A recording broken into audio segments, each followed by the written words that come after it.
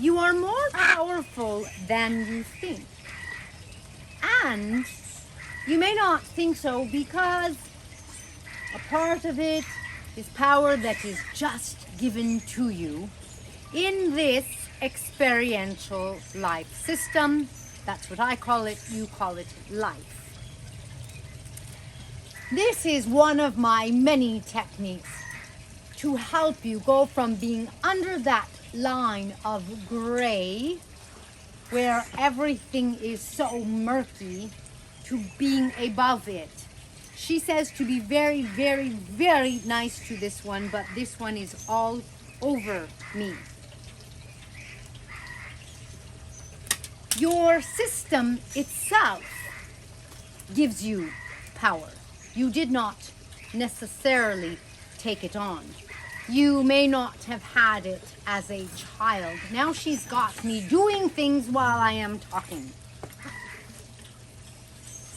You may not have had it as a child, but you do walk into it sometime, because I say that you have more than 5 senses. One of those senses does things like take on that power.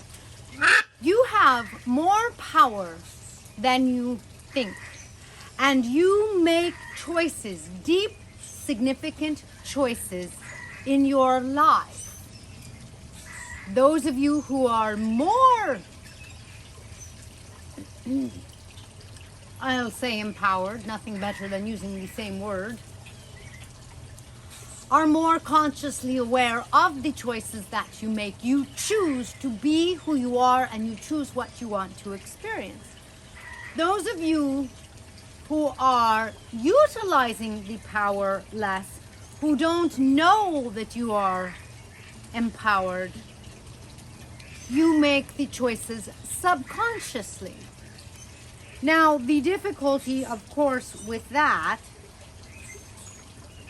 is that the conscious choices you are going to make in your life are different than the subconscious choices.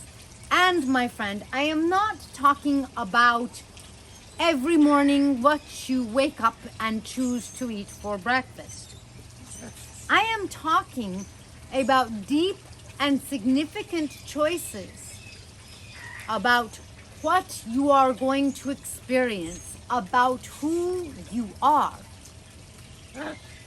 about how long you are going to live. Yes. Yes.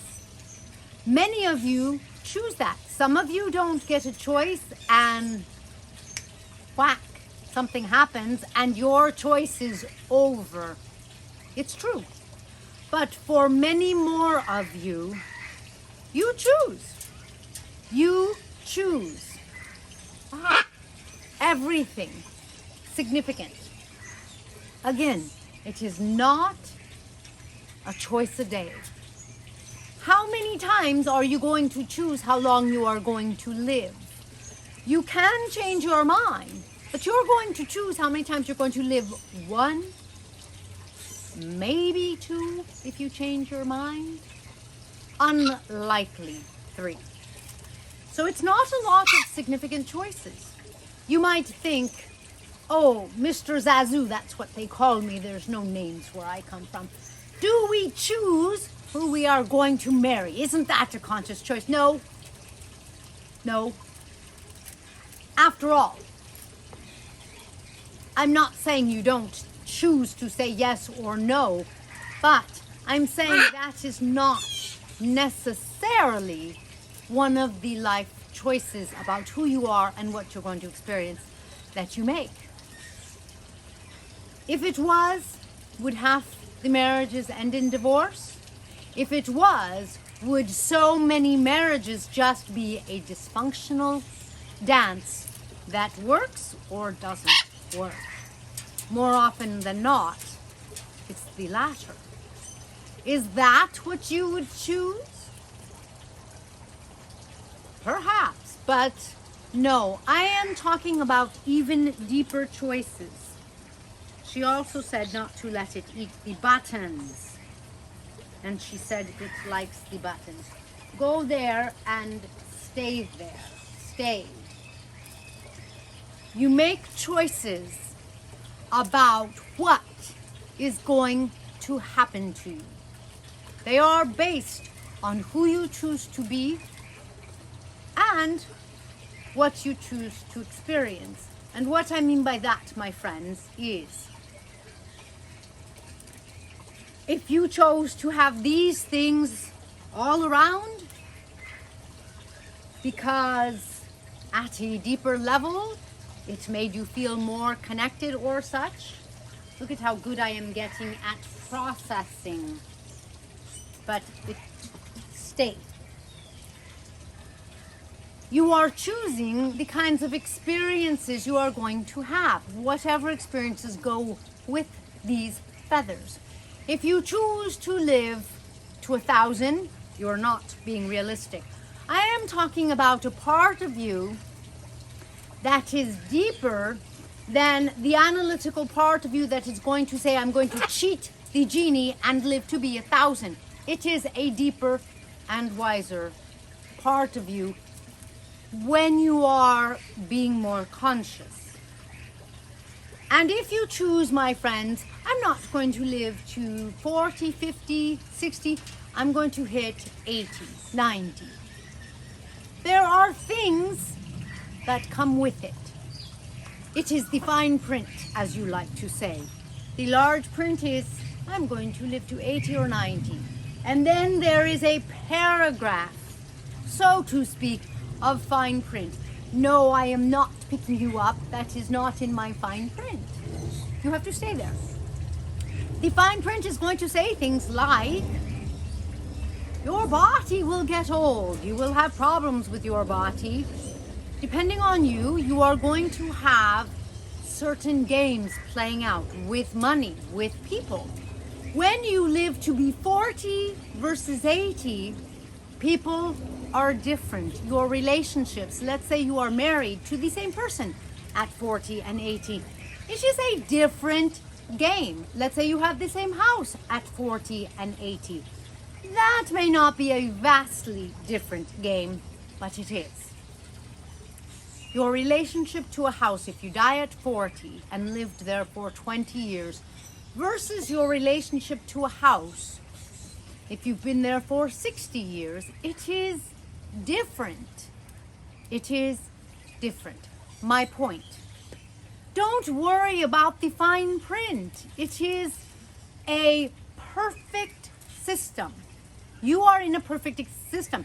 Your experience is not necessarily perfect, nor is it meant to be. The system is perfect.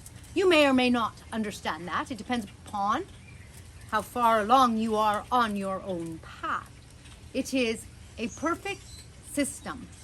You will have fine print. That is irrelevant. It is just the game. It is like saying you choose a flavor of ice cream. There are ingredients in the ice cream. Otherwise, it wouldn't be ice cream. But my point to you, my friends, is that when you are empowered, you know that you are powerful, and you know that at a deeper conscious level, and it's right in the gray between consciousness and a subconscious choice, because it is deep. You make choices. And so, my friends that are wise, they will set their sights on making the best choices. The best choices reflect who you know yourself to be, not what you don't want to be, do, and experience. Because if you be someone with these feathers, you are fine with that fine print. It is the ingredients. And if you are being who you want to be, you don't get bothered by the ingredients. You get to know them, and they are a part of the game. Choose wisely, change your mind, and realize that you are powerful, my friend.